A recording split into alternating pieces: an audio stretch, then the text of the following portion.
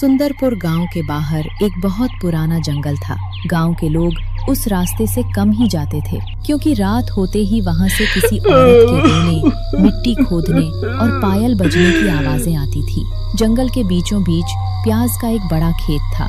हैरानी की बात ये थी कि उस खेत की देखभाल कोई गांव वाला नहीं करता था। फिर भी वहां के प्याज बाकी खेतों के प्याज से कई गुना बड़े और लाल थे।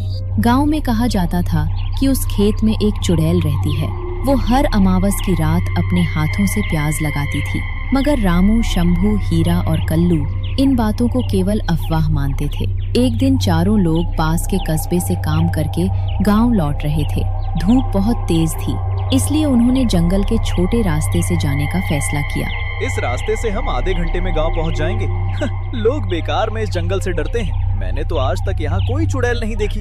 अगर सच में कोई चुड़ैल होती तो दिन में भी कुछ न कुछ निशान जरूर दिखाई देता।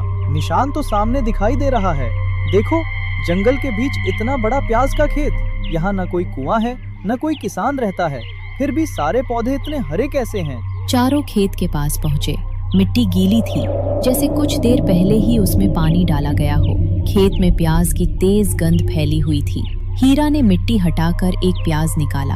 इतने बड़े प्याज तो मैंने शहर की मंडी में भी नहीं देखे। अगर हम इन्हें बेच दें तो एक ही दिन में अच्छा पैसा मिल सकता है। यहाँ खेत का मालिक भी दिखाई नहीं दे रहा। कुछ प्याज ले जाने से किसी को क्या पता चलेगा। मुझे ये जगह ठीक नहीं लग रही। खेत के चारों तरफ हड्डियों जैसी सफेद लकड़ियाँ गड़ी हुई हैं। मिट्टी में ये लाल धागे भी बंधे हैं। शायद किसी ने जानबूझकर इस खेत को घेरा है। तू हर चीज में भूत ढूंढता रहता है। ये प्याज किसी जंगली किसान के होंगे। वो यहाँ नहीं है तो हम 4 बोरी भर लेते हैं। मंडी में बेचकर जो पैसे मिलेंगे उन्हें बराबर बांट लेंगे। लालच के कारण कल्लू भी तैयार हो गया। चारों ने अपनी खाली बोरियों में प्याज भरने शुरू कर दिए। जैसे जैसे वे प्याज निकाल रहे थे, जंगल में अचानक हवा तेज होती जा रही थी। पेड़ों पर बैठे पक्षी उड़ गए। खेत की मिट्टी के नीचे से किसी औरत की धीमी सिसकियां सुनाई देने लगी। तभी शंभू को खेत के दूसरे कोने में लाल साड़ी पहने एक औरत दिखाई दी। उसके लंबे बाल उसके चेहरे पर फैले थे। वहाँ कोई औरत बैठी है। शायद यही इस खेत की मालकिन है। हमें प्याज वापस रख देने चाहिए, वरना वो गांव में जाकर शिकायत कर देगी। चारों प्याज की बोरियां उठाकर तेजी से भागे। पीछे बैठी औरत ने धीरे धीरे अपना सिर उठाया। उसके चेहरे पर आंखें नहीं थीं, केवल 2 गहरे काले गड्ढे थे। उसने मिट्टी से एक खाली जर उठाई और भयानक आवाज में कहा, मेरी मेहनत चुरा कर जा रहे हो, मगर याद रखना, प्याज काटते समय केवल तुम्हारी आंखों से आंसू नहीं निकलेंगे। अब तुम्हारे घरों में मिट्टी भी रोएगी और तुम्हारे शरीर में मेरी फसल उगेगी। चारों ने उसकी आवाज नहीं सुनी। वे प्याज लेकर गांव पहुंच गए। उन्होंने तय किया कि अगली सुबह सारे प्याज कस्बे की मंडी में बेच देंगे। रामू एक प्याज अपने घर भी ले गया। उसकी पत्नी मीना ने इतना बड़ा प्याज पहले कभी नहीं देखा था। ये प्याज तुम्हें कहाँ मिला? इसकी जड़ों में मिट्टी की जगह काले बाल क्यों लगे हैं? और इसमें से ऐसी गंध आ रही है जैसे कई दिनों से कोई मरा हुआ जानवर जमीन के नीचे दबा हो। जंगल के बीच एक खेत है, वहाँ ऐसे हजारों प्याज लगे हुए हैं। हम 4 बोरी प्याज लेकर आए हैं। कल उन्हें बेचकर बहुत पैसे मिलेंगे। तू डरना बंद कर और आज इसी प्याज की सब्जी बना दे।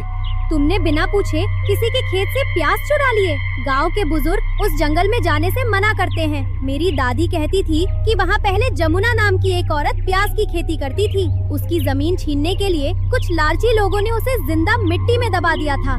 पुरानी कहानियों से पेट नहीं भरता। अगर हर खेत में भूत होने लगे तो खेती कौन करेगा? तू बस सब्जी बना, बाकी बातें कल करेंगे। मीना का मन नहीं था, फिर भी उसने प्याज काटने के लिए चाकू उठाया। जैसे ही चाकू प्याज पर लगा, प्याज के अंदर से लाल पानी निकलने लगा। अचानक रसोई में किसी औरत के जोर जोर से रोने की आवाज गूंजने लगी। मीना के हाथ से चाकू गिर गया। प्याज के बीच में एक छोटी सी इंसानी आंख थी जो लगातार मीना को देख रही थी। रामू, जल्दी यहाँ आओ। ये कोई साधारण प्याज नहीं है, इसके अंदर इंसान की आंख है। तुमने जिस खेत से इसे चुराया है वहाँ जरूर कोई बुरी शक्ति रहती है। रामू दौड़कर रसोई में आया, मगर तब तक वह आंख गायब हो चुकी थी। प्याज फिर से सामान्य दिखाई दे रहा था। रामू ने मीना की बात को उसका डर समझकर नजरअंदाज कर दिया। उसी रात शंभू, हीरा और कल्लू के घरों में भी अजीब घटनाएं होने लगी। हीरा के घर में रखे प्याज अपने आप लुढ़कते हुए उसके बिस्तर के चारों तरफ जमा हो गए। हर प्याज के अंदर से धीमी आवाज आ रही थी, चोर चोर चोर। कल्लू ने डरकर अपनी बोरी घर के बाहर फेंक दी, लेकिन कुछ देर बाद वही बोरी उसके बिस्तर के नीचे रखी मिली। अगली सुबह चारों गांव के चौक पर मिले। किसी की आंखों में नींद नहीं थी। मैंने पहले ही कहा था कि वो खेत ठीक नहीं है। रात भर कोई औरत मेरे घर के बाहर घूमती रही। जब भी मैंने दरवाजा खोला, बाहर कोई नहीं था, मगर जमीन पर उल्टे पैरों के निशान बने हुए थे। मेरे घर के प्याज बोल रहे थे, वे मुझे चोर कह रहे थे। मैंने एक प्याज बाहर फेंका तो वो दोबारा मेरे कमरे में आ गया। हमें अभी इसी समय सारे प्याज वापस रख देने चाहिए। तुम दोनों डर के कारण बातें बना रहे हो सकता है किसी ने हमारे साथ मजाक किया हो। मंडी जाकर प्याज बेच देते हैं। एक बार प्याज गांव से निकल गए तो सारी परेशानी खत्म हो जाएगी। मैंने अपनी आंखों से जमीन से जड़ें जंबल निकलते देखी हैं। वे जड़ें मेरे पैरों तक पहुंच गई थीं। अगर मैं समय पर कमरे से बाहर नहीं निकलता तो शायद वे मुझे जमीन में खींच लेती। रामू फिर भी नहीं माना। जैसे ही उनकी बैलगाड़ी जंगल के पास पहुंची, एक बोरी फट गई और सारे प्याज सड़क पर फैल गए। चारों लोग बैलगाड़ी छोड़कर गांव की तरफ भागे। उसी समय लाल साड़ी वाली चुड़ैल पेड़ की एक ऊंची डाल से उल्टी लटकी दिखाई दी। मेरी फसल बेचकर अमीर बनना चाहते थे। इन प्याजों को उगाने में मैंने अपना खून मिलाया है। हर प्याज इस जंगल के नीचे दबी जहरीली हवा को रोकता है। तुमने प्याज निकालकर जमीन का बंधन तोड़ दिया। अब अमावस की रात पूरा गांव उस जहर से भर जाएगा। हमसे गलती हो गई। हमें नहीं पता था कि ये प्याज गांव की रक्षा कर रहे हैं। हम सारे प्याज वापस लगा देंगे। कृपा करके हमें छोड़ दो। तुम तीनों के मन में डर आ चुका है, लेकिन रामू के मन में अभी भी लालच बाकी है। सबसे बड़ा बीज वाला प्याज उसी के पास है। जब तक वो प्याज खेत में वापस नहीं आएगा, मेरी फसल पूरी नहीं होगी। चुड़ैल गायब हो गई। चारों गांव वापस आए। रामू ने कहा कि उसके पास कोई प्याज नहीं है, लेकिन मीना समझ गई कि वह झूठ बोल रहा है। तुमने सबसे बड़ा प्याज घर में कहीं छिपाया है। मैंने तुम्हें कल रात उसे अलग रखते हुए देखा था। तुम उसे किसी बड़े व्यापारी को बेचकर सारे पैसे अकेले रखना चाहते थे। वो प्याज बाकी प्याजों से अलग है। उसके बदले बहुत पैसा मिल सकता है। चुड़ैल हमें केवल डरा रही है। अगर उसके प्याज इतने जरूरी थे तो उसने खेत के पास कोई चेतावनी क्यों नहीं लगाई? जिस खेत के चारों तरफ हड्डियां, लाल धागे और उल्टे पैरों के निशान हो, वहाँ अलग से चेतावनी लिखने की जरूरत नहीं होती। लालच ने तुम्हारी समझ छीन ली है।